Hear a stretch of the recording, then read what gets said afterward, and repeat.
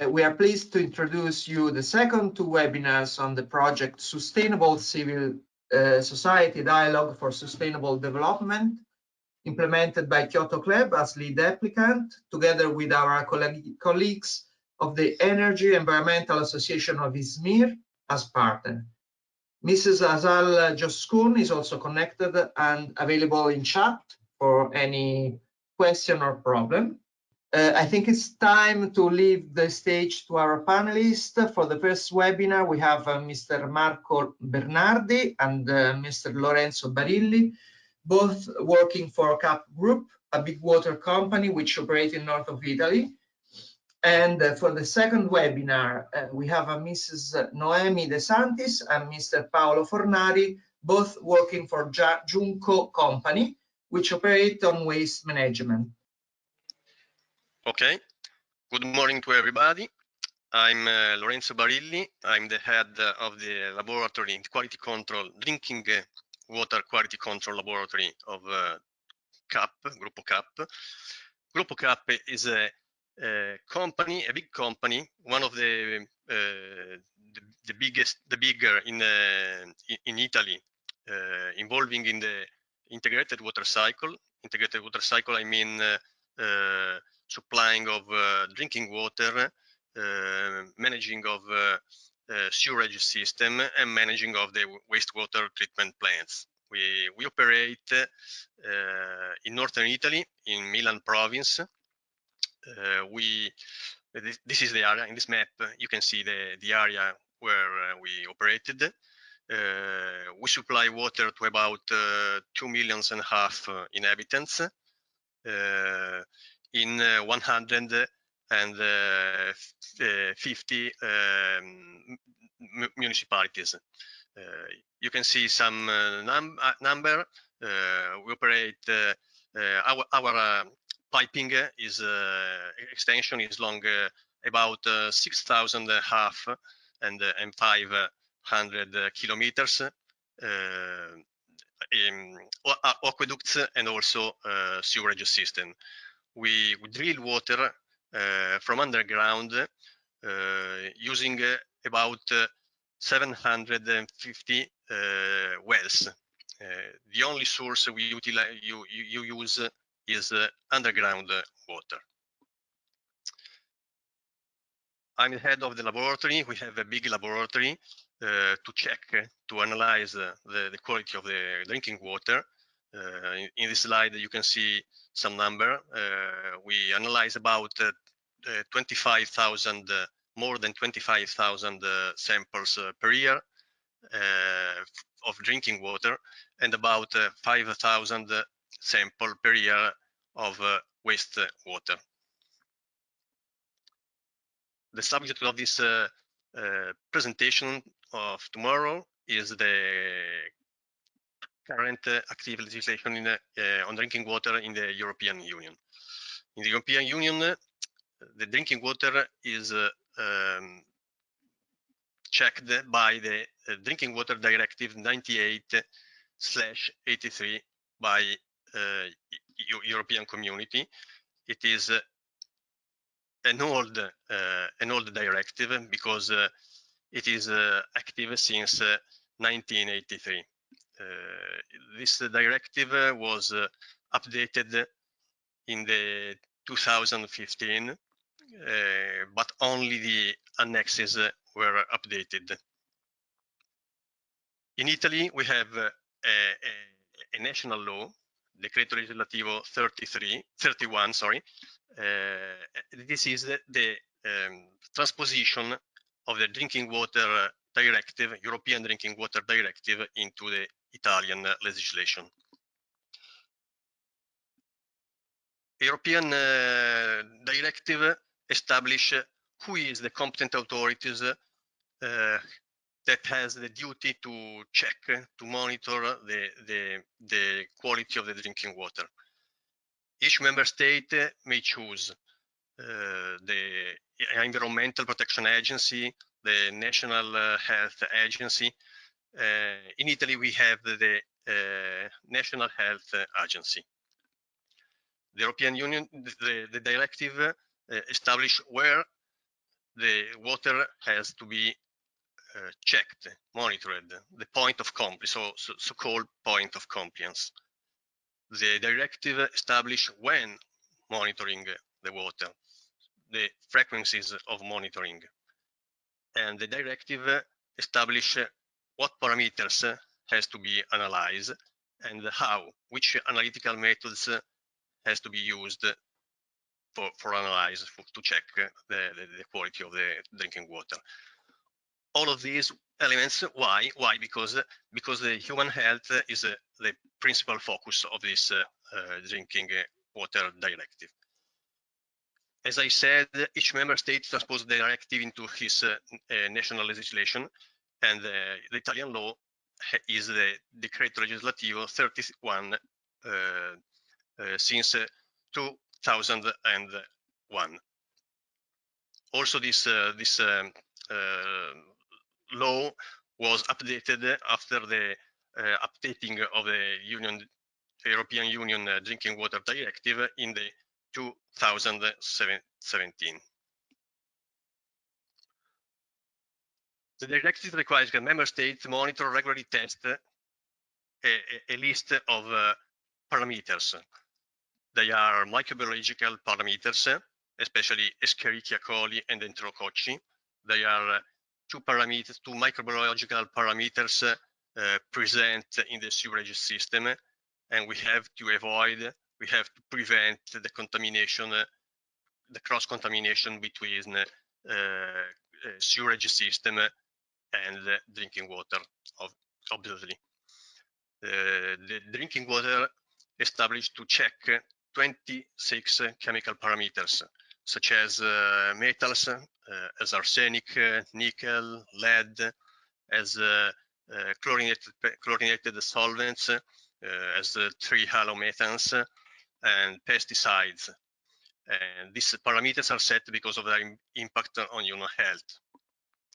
Therefore, exceedances of the values set for them require that member states take immediately remedial action.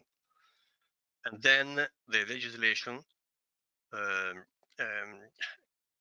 asks to check for 20 other parameters. They are parameters that not pose a direct threat to human health. For example, they are iron. Iron is not poisoning, but it gives color to the water, such as chloride, sodium.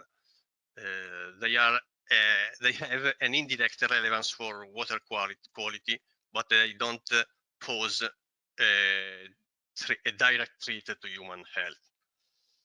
All these parameters are generally based on guidelines for drinking water published by the World Health Organization.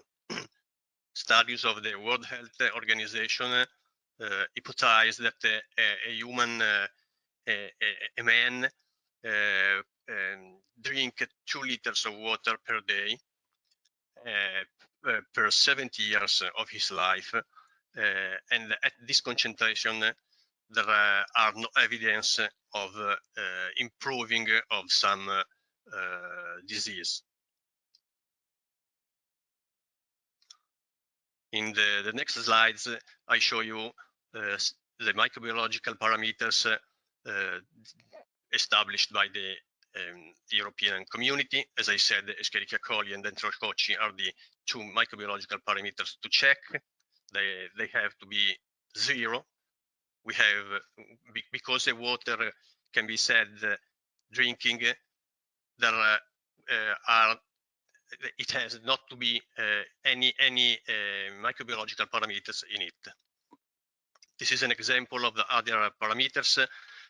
In our area, we have some problem about nitrate. Nitrate in the area of Milan are close to the limit of concentration. In our area, the problem, the nitrate problem is not an agricultural problem, not due to breeding, but is due to loss in the sewerage system. In our area, we have other problems about the main problem in our area. The main pollutants in our area are the trihalomethanes.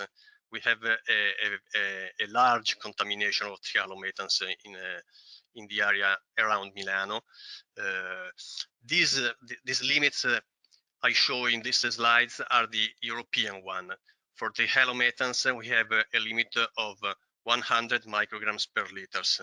In Italy legislation, we have established a more stringent limit. The limit in Italy for trihalomethanes is only 30 micrograms per liter instead of 100 as in the European, just because we have a large contamination due to these micropollutants. In this table, we can see indicator parameters. These are parameters that has no direct threat to human health. As I said before, they are, for example, iron, manganese, sulfate.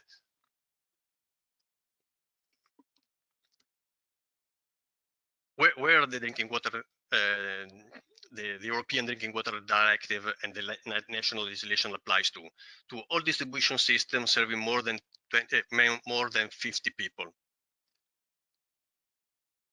To drinking waters distributed, supplied by tankers, to drinking waters supplied in bottles or in container, and to water use in food processing industry. Since February 2018, a new proposal for the revision of the Drinking Water Directive is in discussion in the European Commission, European Parliament, and European Commission. Why? Because since just 20 years are passed by from the old directive. The EU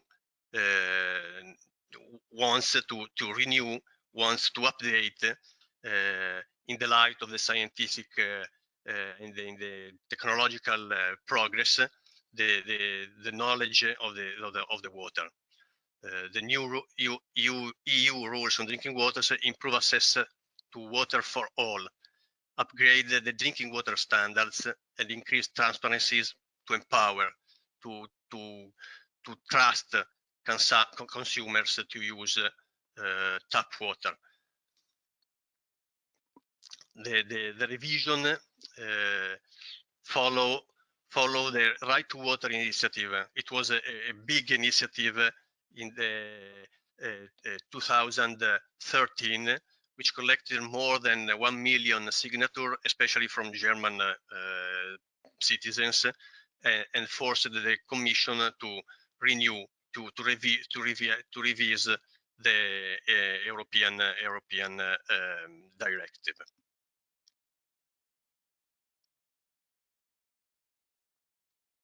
The main elements of the revision: updating the existing safety standard. 18 new or revised parameters were introduced. One of them is microplastic or perfluorinated substances, as PFAS, and because an issue of emerging is relevant. Sorry, I have a problem with okay. Sorry, I had a problem with the connection. The 18 new parameters were introduced. An important element is the introduction of a risk-based safety assessment, the so-said water safety plan approach. The citizen asked for more transparency. Consumers want more transparency about information about the results of analytical controls, about how to reduce water consumption, about the performance of the water system in terms of efficiency, leakage rates, energy consumption per cubic meter. Another important element is to harmonize standards for products in contact with drinking water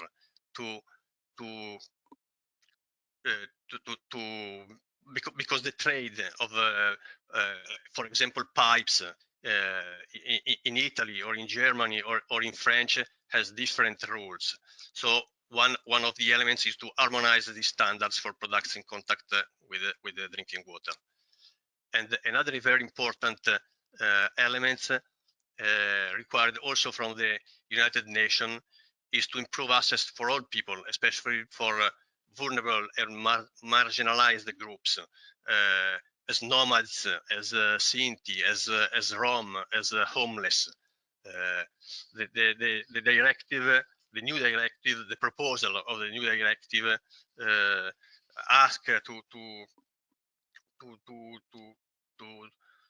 think about put in public parks, in airports, in station, in publics, in big publics place, fountains or kiosk to supply water to these people and to inform them about the possibility to have drinking water. These are some new parameters introduced in the new proposal. We have the introduction of the Legionella. We have the introduction of the Escherichia coli. No, sorry, there was they were present in the last one. Is in discussion the introduction of microplastic. Is in discussion the introduction of emerging micropollutants like hormones, like plastificants, and so on. Acqua Pubblica Europea, the European Association of Public Water Operators, in which CAP is present, welcomes the proposal of the renewal, but warns that it needs to take better in account the complex realities of the water sector in terms of governance, of technical limitation, and of social implication. And there are also some difficult because such parameters like microplastic, endocrine disruptors will create considerable technical and financial challenges. It's very hard to analyze them, and there are lack of standardized methods to measure them. What are the last steps and the future steps? The last year, 2019, was a year lost for the revision of the directive because of the election of the new parliament, the necessity of the new commission to settle, and so during last year no discussion were carried on. Now with the parliament in his full function, the European Parliament, the Parliament will enter into negotiation with Council and with the EU Minister, and we hope in this new year 2020 we will have the new European directive published. One of the important elements in the new European directive, is the water safety plan approach, a risk-based approach introduced by the European legislation.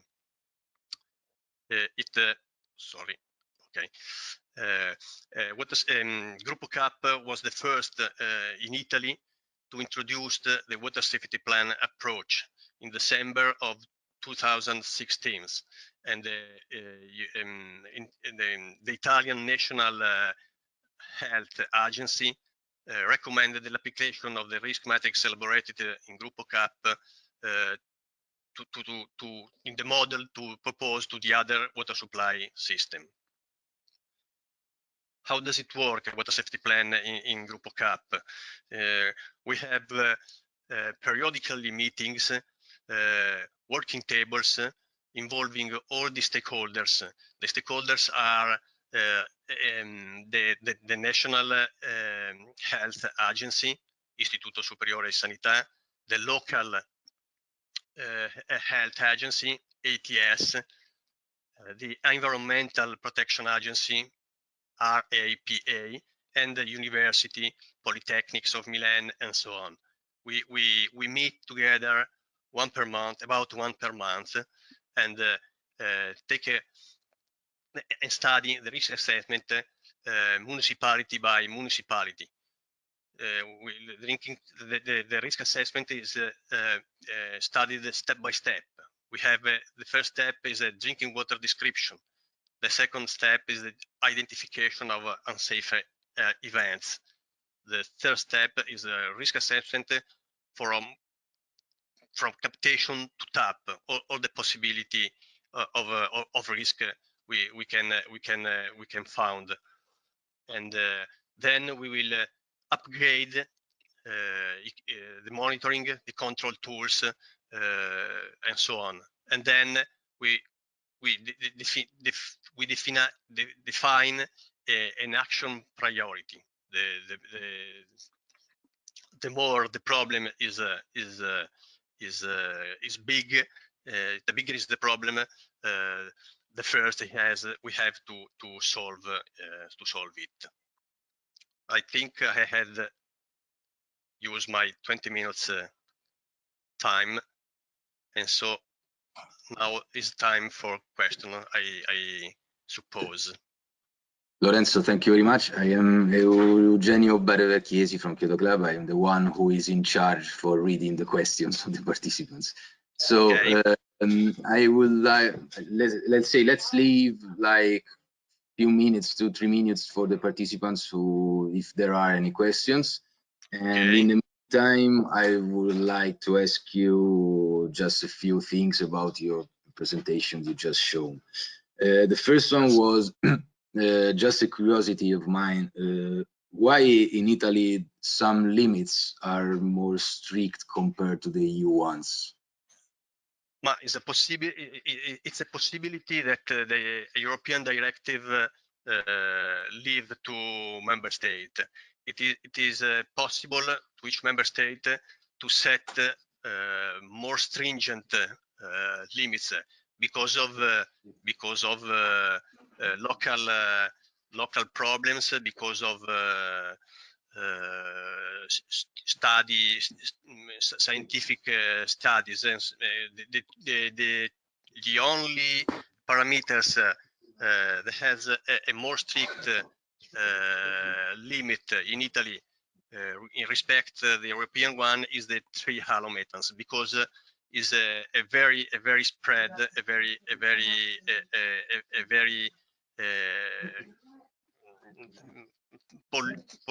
a pollution very present in our area. So Italy choose to set a more stringent limit to protect human health.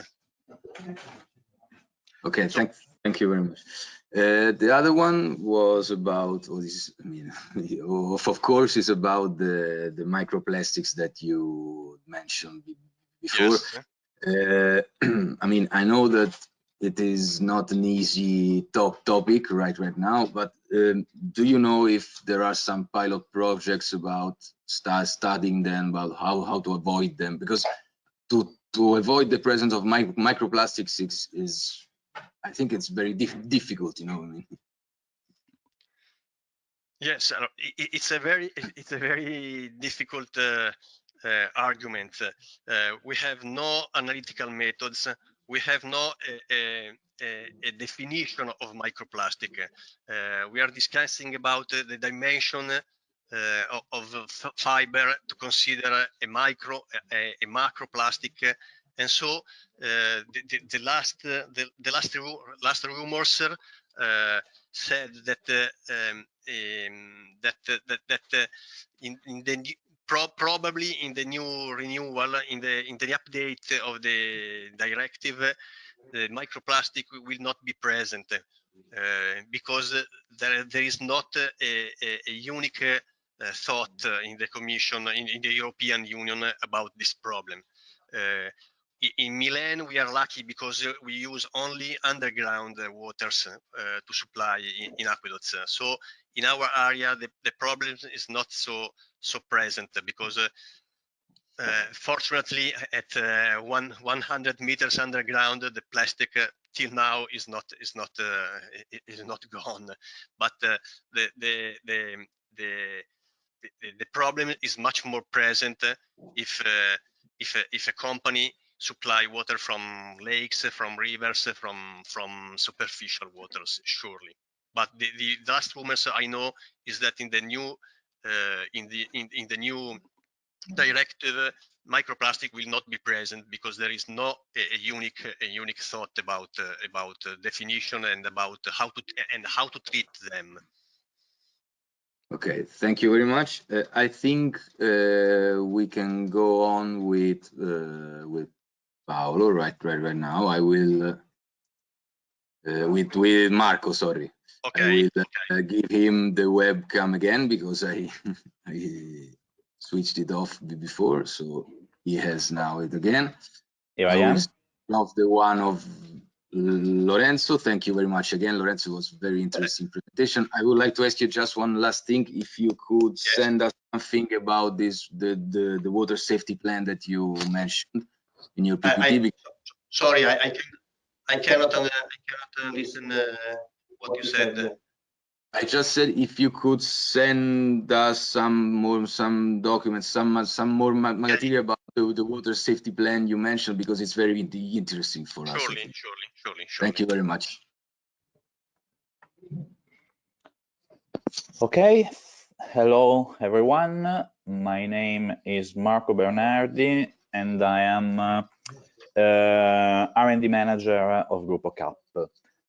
My presentation will directly take the baton from what Lorenzo said, and let me also say why it's now from, let's say, quality to R&D to discuss about this new topic, because while Lorenzo spoke about something that is already regulated by European and national laws, my topic is still something in development.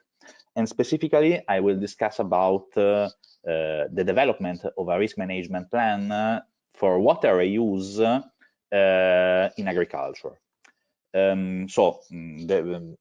Exactly what I was saying. So from the water safety plan, which CAP started working on in late 2015 and implemented in these years, now we are passing to what we call a sanitation safety plan. A sanitation safety plan is indeed the same concept, but referred to the management of sanitation systems, so of wastewater, in particular treated wastewater. The concept of the sanitation safety planning is obviously to identify and manage the health risk related all along the sanitation chain, possibly presented by the water, to guide the investment to work on this risk, possibly mitigate as much as possible, and very importantly, since this is a obviously delicate topic, to provide assurance both to the public authorities, so to policymakers, but also to the public, so to the people, that what comes out of a sanitation safety plan is completely safe and risk-free. Sanitation safety planning gives a structure that, let's say, a framework in which the different actors are working to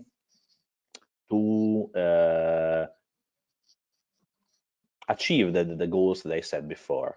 And again, the approach is really to target the decrease as much as possible of health-related risks.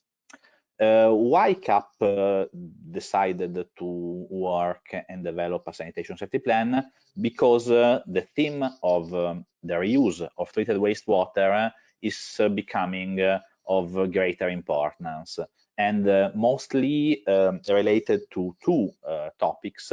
So the United Nations Sustainable Development Agenda, in particular related to the Sustainable Development Goal 6, and also to all the efforts that the European Commission is putting on the topic of the circular economy. From a certain perspective, the reuse of treated wastewater, in the sense that the nutrients, nitrogen and phosphorus as main ones, will be recycled from a waste into a new fertilizing agent, because the reuse of wastewater for irrigation is not only the topic of water, but what it is inside the water as nutrient. But this is perfectly fitting with the concept of circular economy. So, as I said, water reuse is an effective way both to solve the issue of water scarcity, because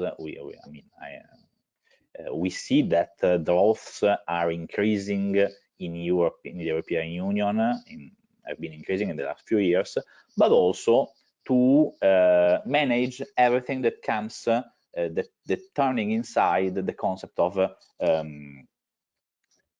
depuration, so treating of wastewater, because if we are using treated wastewater not to be released in the water bodies, but to be recycled for irrigation and farm and agricultural purposes, we also need to treat less the wastewater. We don't have to remove nitrogen and phosphorus at the level that we do now. So we are also, decreasing the cost of the overall treatment. Obviously, this has to be matched with a very, very solid approach to health and environmental protection, because we are always talking about wastewater. In Italy, there is a law, the law, the 185 from 2003, developed by the Ministry of Environment, which already regulates a bit the concept of reuse of domestic, urban, and industrial wastewater for agricultural or other uses. For example, the washing of the streets and other kind of uses, and also distinguishes between direct and indirect reuse of wastewater.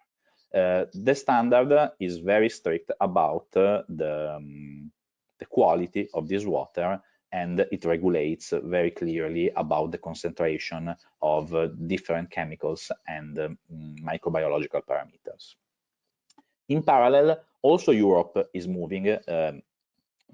Italy has a regulation. Europe still does not have a clear regulation about water reuse, but they are working on it. They have published in 2018 this manifesto, which clearly stated there is a priority, because there is a gap between what it's treated as wastewater, so 40,000 million cubic meter, and what is reused right now, so short of 1,000 million cubic meter. So it can be done better, and the European Commission is proposing a regulation that is still, as Lorenzo said before, it has been slowed down by political issues, but it's been put together, and it's structured, first of all, by defining 4 classes of water quality,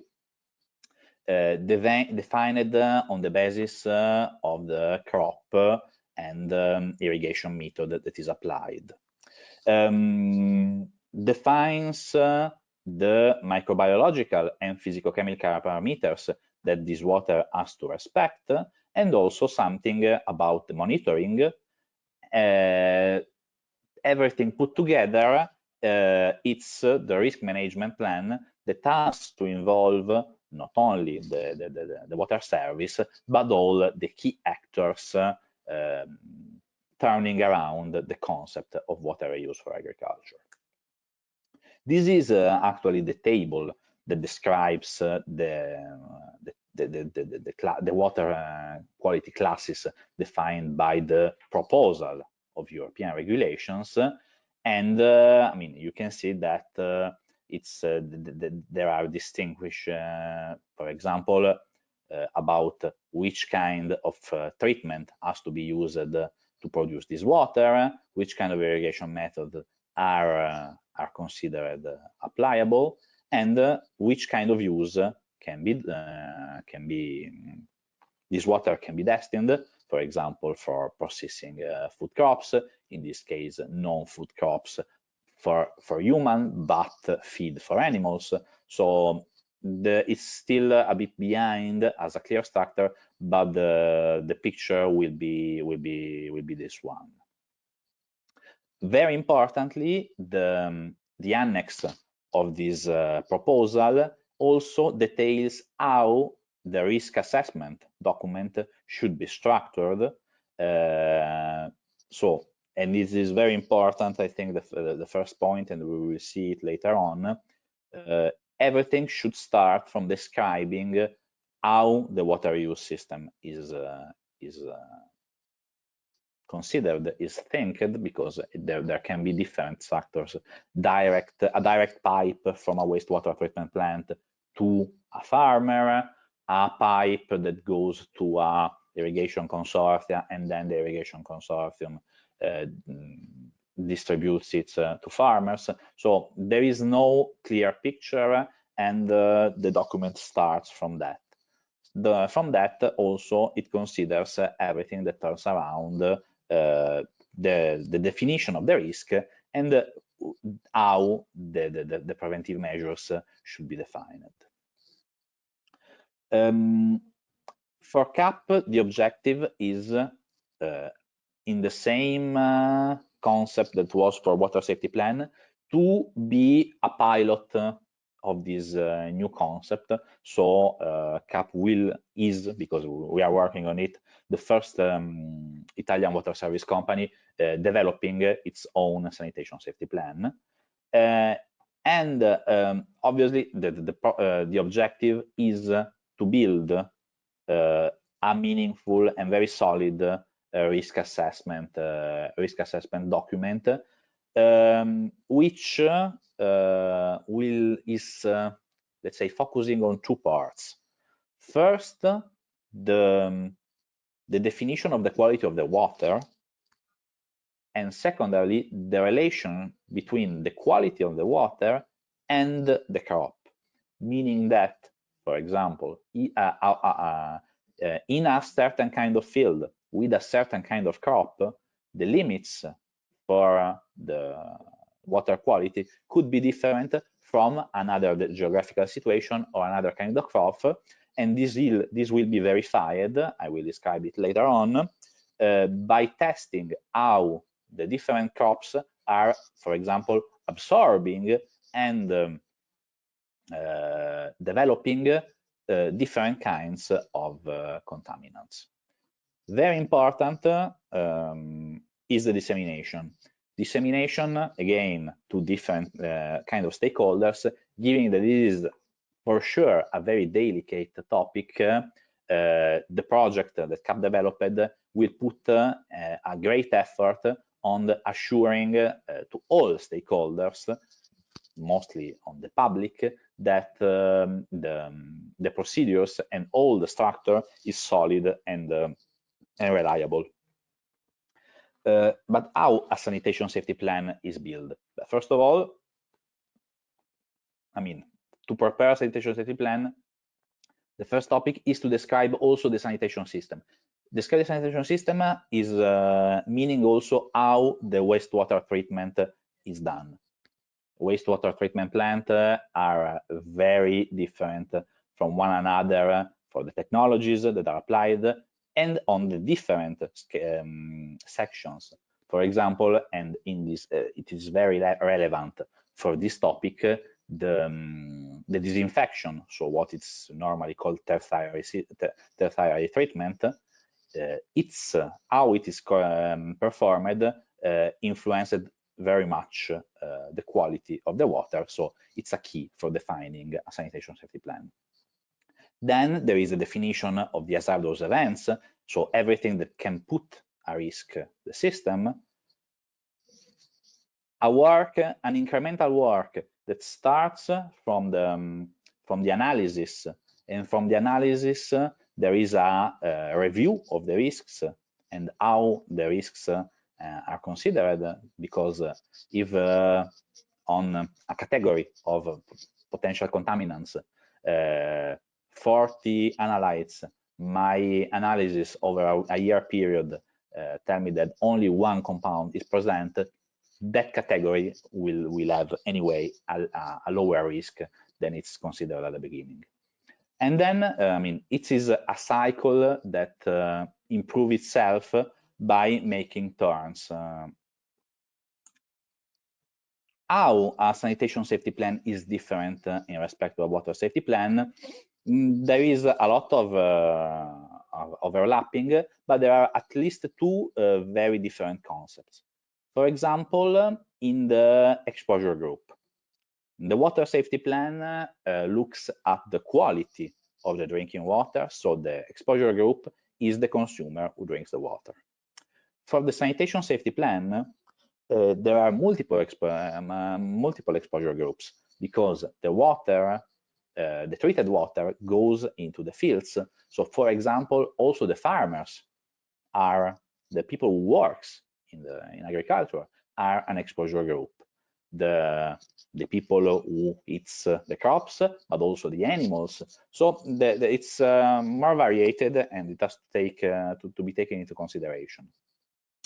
Another important aspect, as I already said, is that water safety plan turns around a very clear regulatory framework, while sanitation safety planning is still in definition from the normative perspective. JunkerApp has put together a group of different technical stakeholders to help in this new project. For example, we have considered the two main are the University of North Carolina, specifically the Water Institute of the University of North Carolina, because they are bringing experience from the United States, where this kind of approaches are already diffused, and the Italian Health Institute, which is the regulatory institute for this kind of topics. So it is important that they are inside to give guidance and also give assurance of the quality of the work. And then we have different research institutions that are carrying out the more technical aspects related, for example, to the analysis of the water and the contaminants. It is a pilot project, so we have defined a playground, and the playground is one of CAP wastewater treatment plants, specifically the one located in the municipality of Peschiera Borromeo, which is in the south of Milan, and it is a very nice choice from that point of view, because it is located inside an agricultural park, which is the one in the southern of Milan. So if you see the picture, the wastewater treatment plant is completely surrounded by fields. So it's a nice match to study about the reuse of wastewater, of treated wastewater for agricultural purposes. Some data about Peschiera Borromeo wastewater treatment plant. It's quite a big plant. It's about 600,000 people equivalent. It has two different lines of treatment. The one which is the oldest and the biggest one, which takes water from different local municipalities, and the newest one, which takes actually water also from the municipality of Milan, the eastern area. It's a smaller one. The big difference is that line one has a disinfection treatment. made of peracetic acid, using peracetic acid, while line 2 has a disinfection treatment using ultraviolet lamps.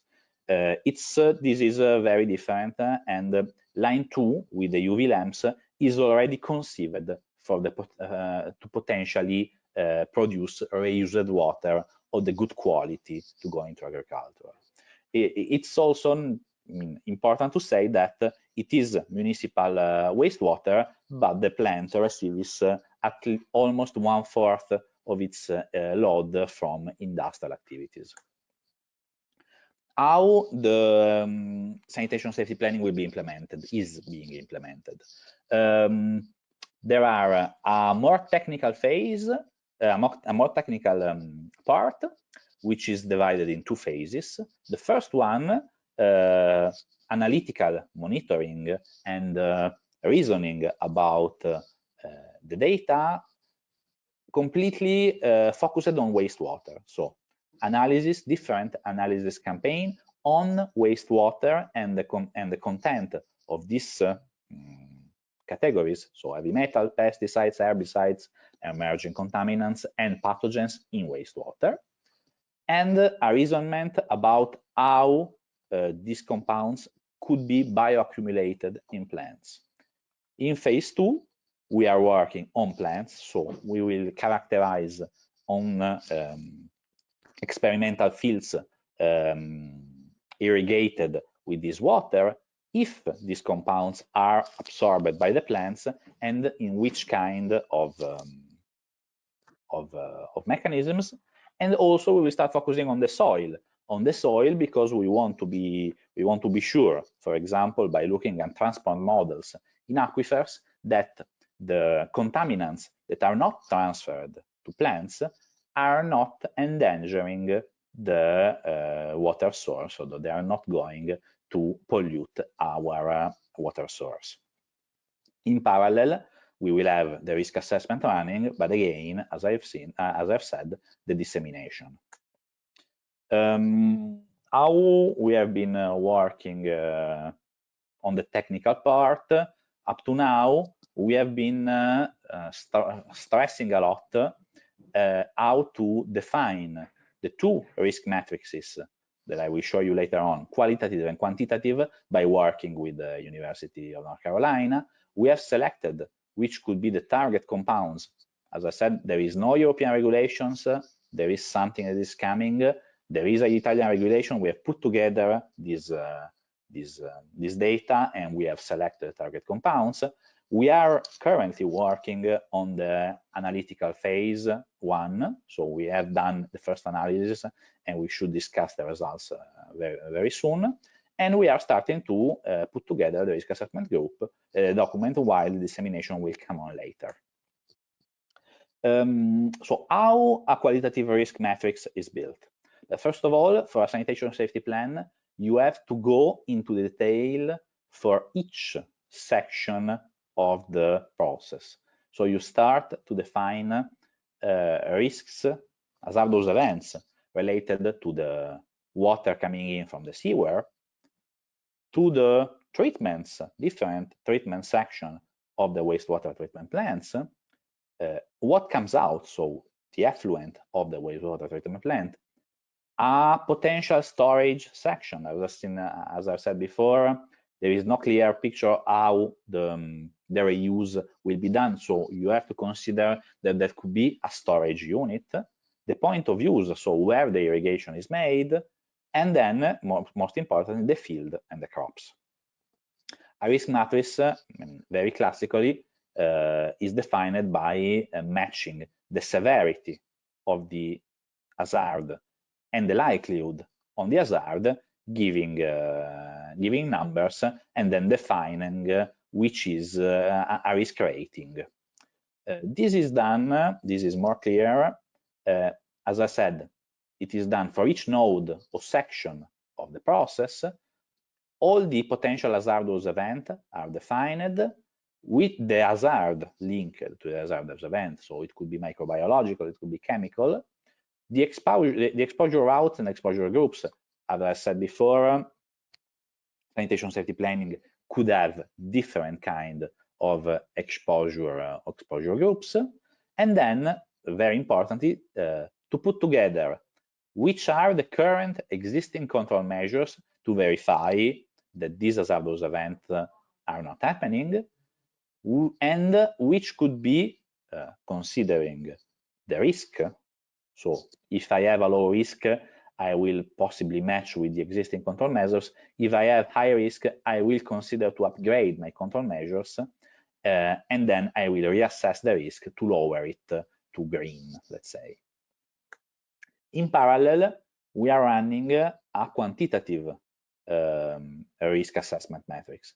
Quantitative means that I am looking, for example, to one parameter, it could be E. coli, to its influent concentration. So how, which is the concentration of E. coli coming inside in the influent, and then I am putting how the treatment are lowering the concentration of E. coli, and I am so getting which will be the concentration of E. coli at the exit of the plant, and so on up until the end of the chain, so the crops and the soil. And then I will, let's say, consider failures, possible failures of the different section of the treatments, and by putting how much the failure will impact the missing treatment, I will have an idea on, for example, if I have a failure on the secondary sedimentation, how much this will impact the concentration of E. coli at the exit. And so if the impact is high, so the concentration of E. coli will not be abated as I expect, I will put more monitoring and control measures on that. The first phase of analysis, as I said before, will be dedicated to wastewater. So to measure the concentration in different campaigns, different seasons also, of categories of waste of contaminants like heavy metals, like persistent molecules like PCBs, PBDs, pesticides and herbicides, emerging contaminants, very importantly, and again, to try, starting from literature data and from some small work done in the lab, to understand how all these molecules are bioaccumulated in plants. For some compounds, there is already knowledge, for example, for the heavy metals. Emerging contaminants are more complicated, so it needs still study. The emerging pathogens are also another important topic, because as we know, for the new drinking water regulation, the European Commission is putting an high point of introducing new pathogen analysis for water. So we have selected different new potential pathogens to be characterized, and for example, Salmonella, for example, norovirus, and then to expand our qualification of the treated wastewater.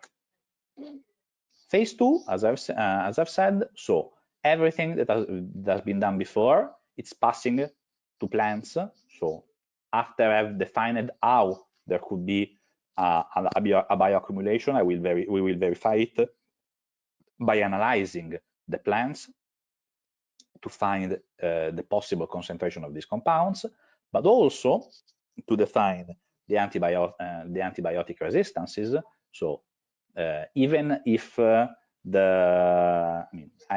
have to, by having pathogens, it is important to see that we are not building antibiotic resistance with these pathogens.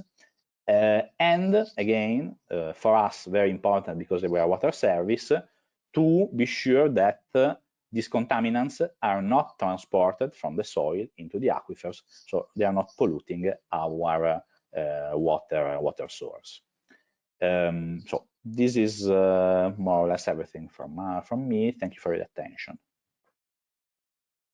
Very much, Marco. I was very interesting presentation. I will give again like in 1 or 2 minutes. If anybody wants to write any questions, there is the question window down right, so you can write it there. And in the meantime, I just remember to our participants that the recorded videos of the webinars and the presentations shown by the panelists will be available for free on our website, so you can download them from there. What I would like to ask to you is just if some more details about how do you involve the stakeholders in this pilot project that you had in this sanitation safety planning and the pilot projects. I mean, do they have any, for example, any financial benefits, or do you foresee them to have any? I mean, I know I'm playing the bad one right now, just to know. No, it's a very pertinent question. We are, I mean, at this stage we have been discussing mainly with the agricultural stakeholders, for example, agricultural consortia, and they are very interested in this opportunity. We have been discussing it also with our regulators, and there is the possibility of I mean, the water will probably will be given for free by the water service, but it will probably be charged in some way in what the users usually pay for the water service. So we are trying to find a way to not charge too much the public, but at the same way we have to valorize the investment that we are doing. But very probably it will be something spread on the overall water service cost, so it will be some cents for the end user, and it will be a very high value for the farmers. Thank you very much. I don't see any questions, so I think we can have. I thank again to Marco Bernardi and to Lorenzo Barilli for their presentations. Now I think we can have 5-10 minutes break. I see that the other panelists for the waste management webinars who will follow straight away. Noemi De Santis and Paolo Fornari already joined in. So we can have 5-10 minutes break. Thank you again, Marco, and see you again for the other webinar for the next one. Thank you very much. Thank you. See you. Okay, good morning once again to everybody. I see Noemi De Santis and Paolo Fornari who are joined in. So Noemi and Paolo, are you there? Yeah, yes. Okay, so good morning, everyone. My name is Paolo. I work for Junco as a Communication and External Relations Officer. This morning with me, we have also Noemi De Santis, our Head of Communication. We will introduce you our project, Junker, an app for waste sorting and circular economy. That's the content of our presentation. I will start with a brief introduction about the concept of circular economy and waste management and waste legislation in Europe and in Italy. And after that, I will hand over to my colleague Noemi for the part about Junker. So the functions of the app, the relation between Junker and its users, some numbers, and some innovation coming up in the next weeks. But let's start first with a brief video about the circular economy realized by the European Parliament, because this concept is at the focus of our activity as JunkerApp. European citizen consumes, on average, 14 tons of raw materials per year and produces every year 5 tons of waste. And yet this waste, these products and these materials could be reused, repaired or recycled. This is the principle of the circular economy, a concept promoted by the European Parliament. The aim is to move away from the linear model that's been predominant since the Industrial Revolution.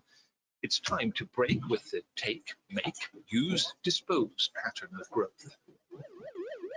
In its place, we're to have a circular economy where the life cycle of products is extended to reduce the use of raw materials and the production of waste. Raw materials, design, production or remanufacturing, distribution, consumption, use, reuse or repair, collection. Residual waste leaves the cycle. Recycling of what can be recycled. In order to reinsert these raw materials at the beginning of this new endless cycle. Okay. European. So within a society that is affected by various problems like pollution, lack of resources, overproduction of waste, there is an urgent need to shift from a linear economy, which is produce, consume, and dispose, to a circular economy in which the products, after being consumed, are put back into the circle in order to get back as many resources as possible to be recycled, reused, repaired, and so on. And that's why the European Commission in 2015 decided to revise a lot of directives about waste, packaging, landfill, batteries, and proposed a package, the circular economy package, with a lot of amendments to the old directives. The package was then approved after some amendments and proposals by the European Parliament and the Council in 2018, and now the EU member states have to translate the European legislation into the national ones within 2 years, which means by this summer, by summer 2020. For waste management, the main directive is the Waste Framework Directive, which sets the basic concepts and definitions related to waste management, explains when waste ceases to be waste and becomes a secondary raw material, and explains how to distinguish between waste and byproduct, which are products, secondary products, deriving from the production process. The new directive launched by the European Commission sets first some targets. I don't know if you can see them. Yeah. So the targets for recycling of municipal waste and packaging waste. The targets for recycling of municipal waste are 55% by 2025 and 65% by 2035, while for recycling of packaging waste, we have a target of 65% by 2025 and 70% by 2030. These are ambitious targets, but some of our member states have already reached the targets. For example, Germany, Austria, Slovenia, while other member states are still very far from reaching the target. For example, Malta or Cyprus. For those states who are not on track to meet the targets, the European Commission has decided to postpone, let's say, the targets and give them some years more to reach them. So then, apart from the targets, the new legislation sets general requirements for EPR schemes.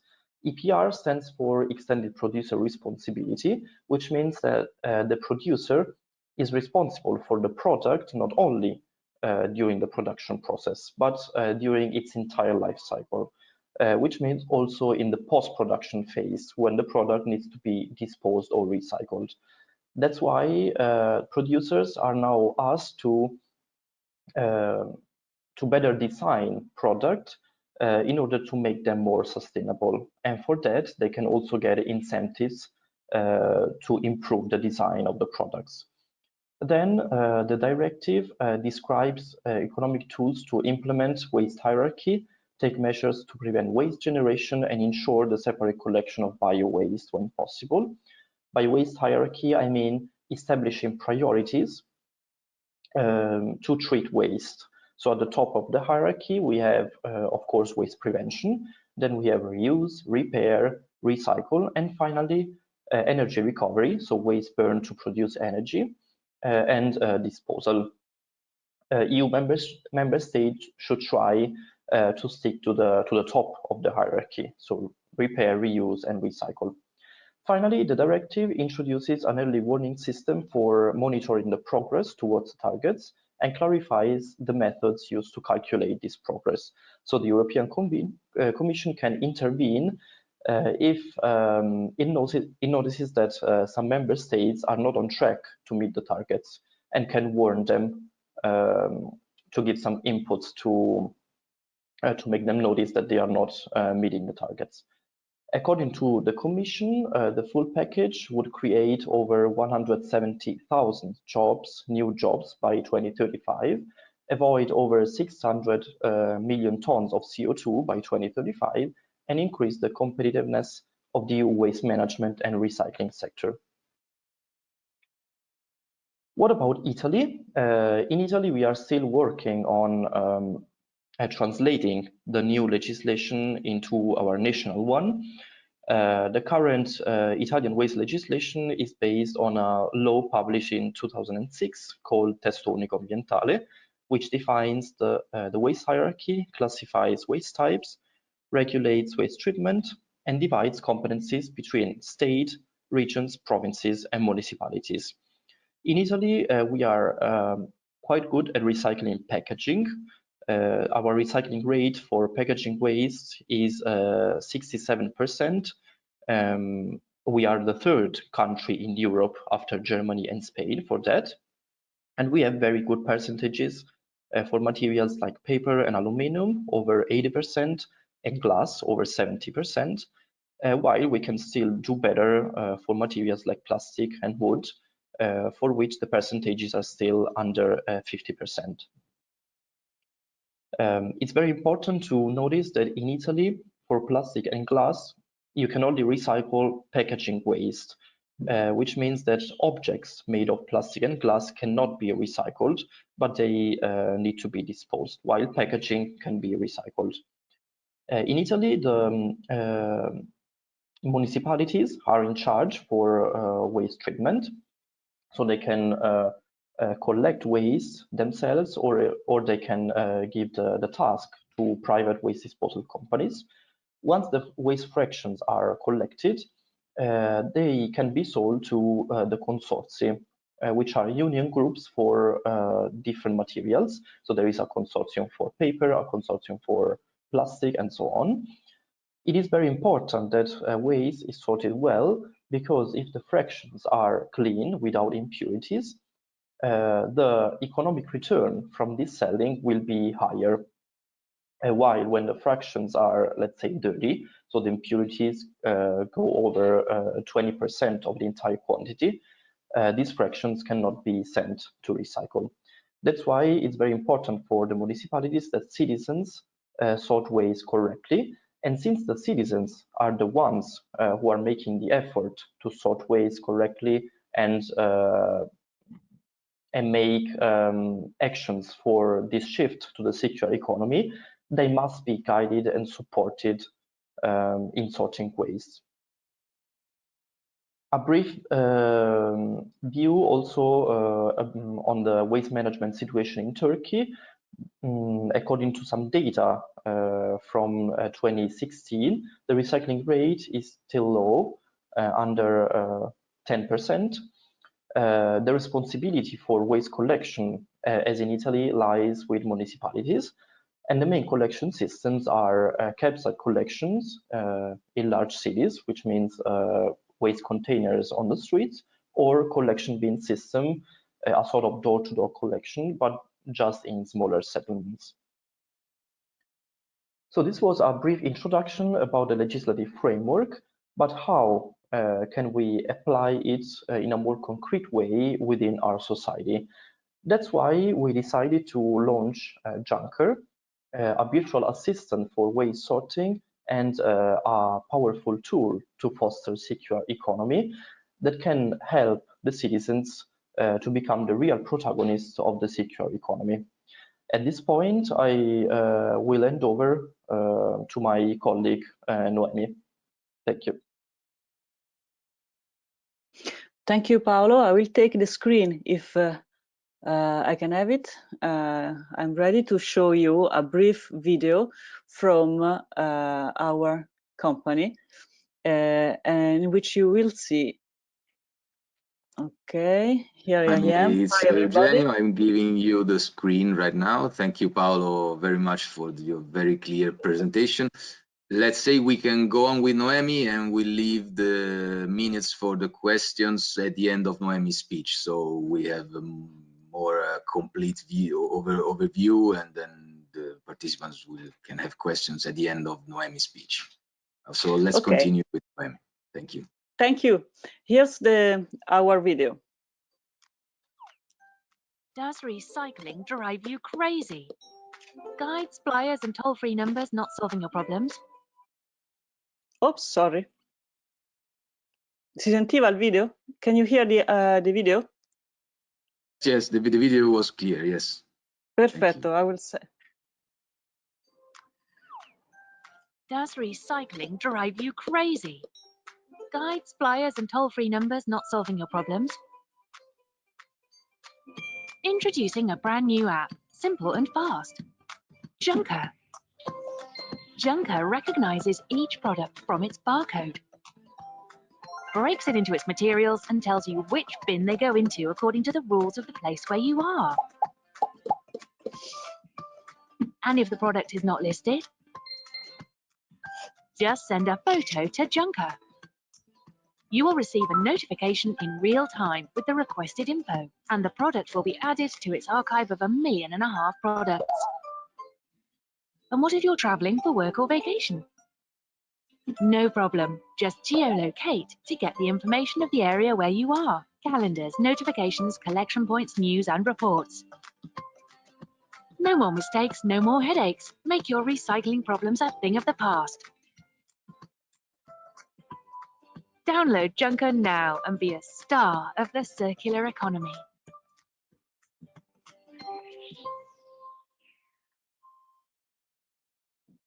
Here we are. I will present you in detail the main features of Junker. We call it a fostering tool for circular economy, because Junker recognizes more than 1.5 million products, which is a huge quantity, shows calendars for door-to-door collection if needed. It has maps for point of interest, sharing, exchanging, repair, geolocalize users, as you saw in the video, so you can have the information of your town or the town you are staying, not every information available, which may be confusing or different.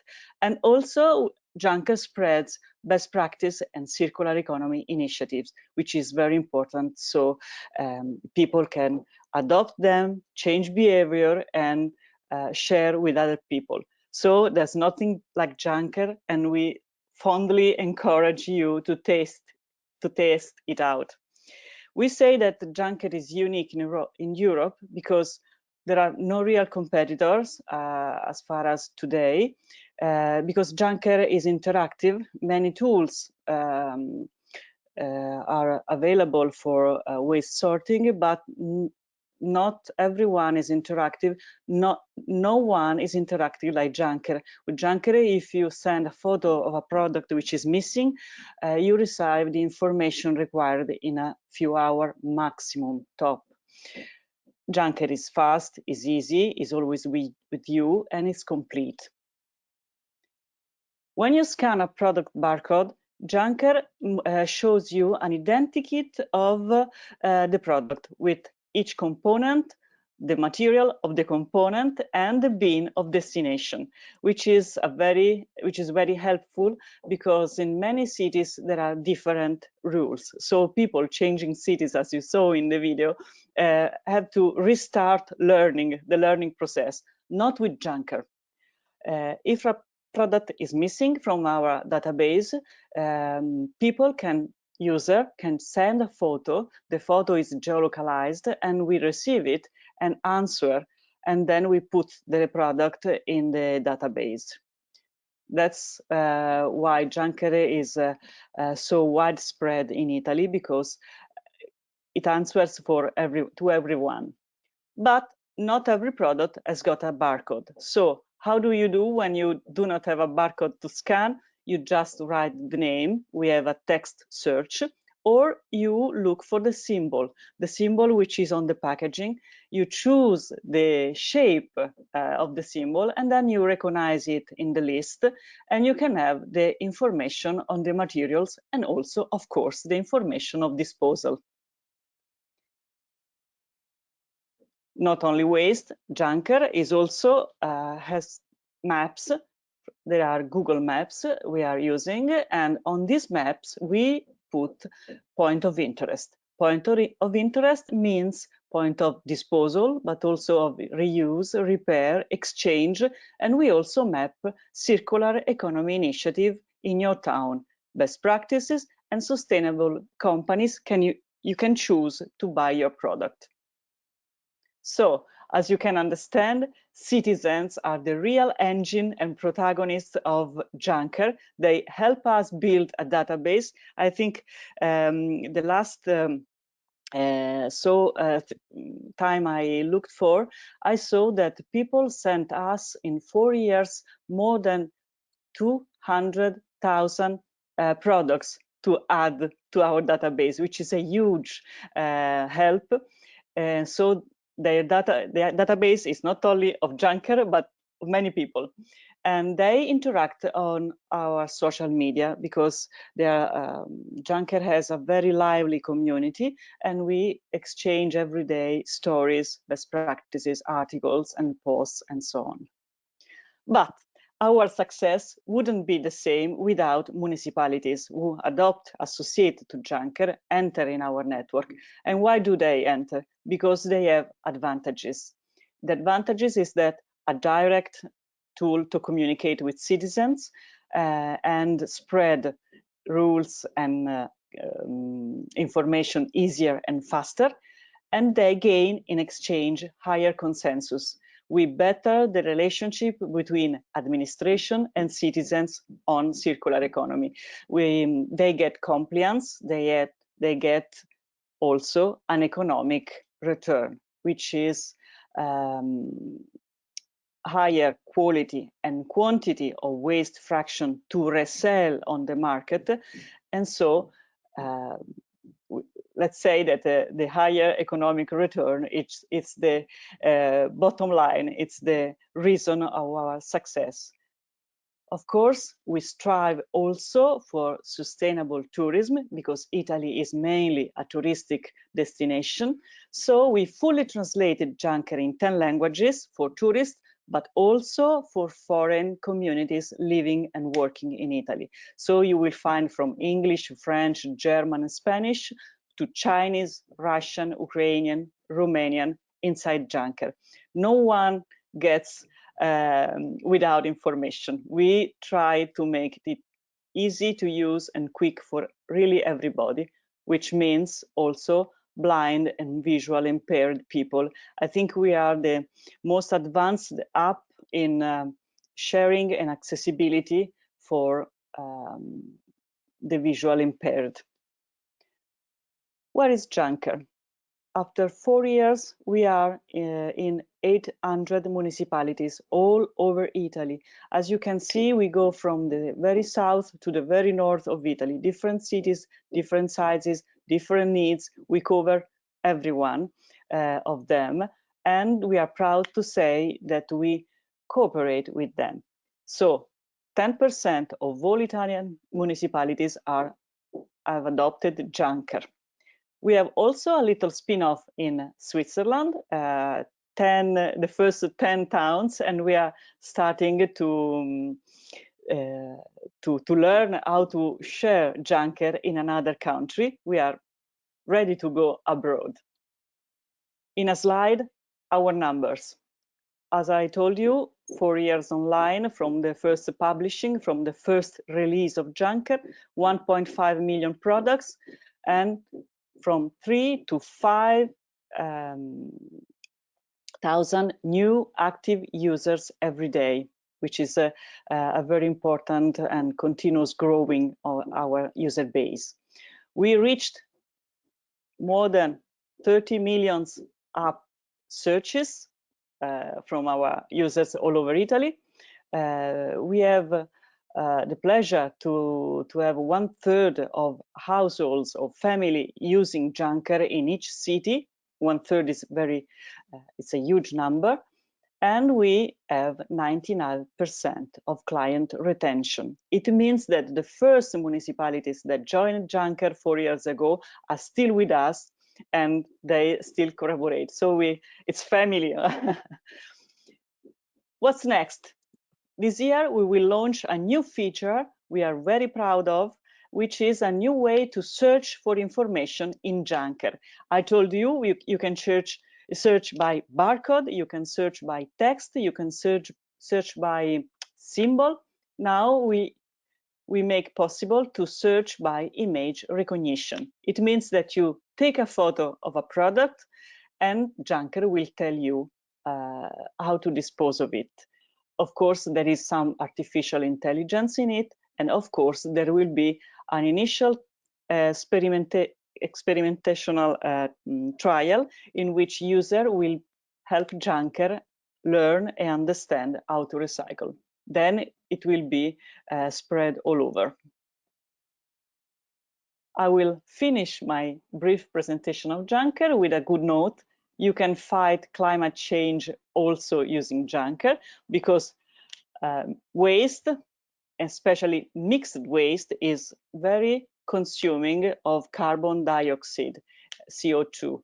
So if you reduce, and with Junker you can reduce a lot the mixed waste you produce in, you can reduce also the impact of your life on the climate.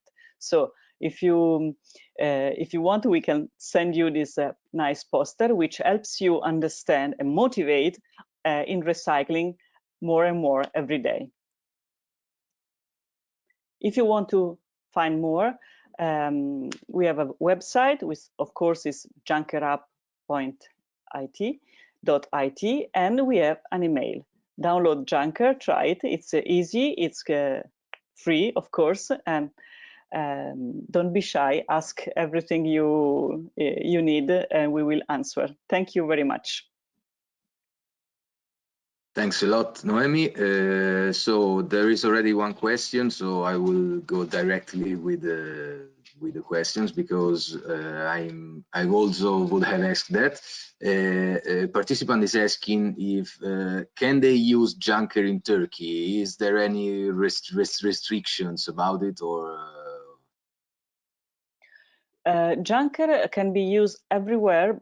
The point is that firstly, we need to put the Turkish products. So if you scan a product in Turkey, maybe we do not have it, surely we do not have it in our database. So we have to classify and put it in the database. So this is a service we do not give now outside of Italy, of course.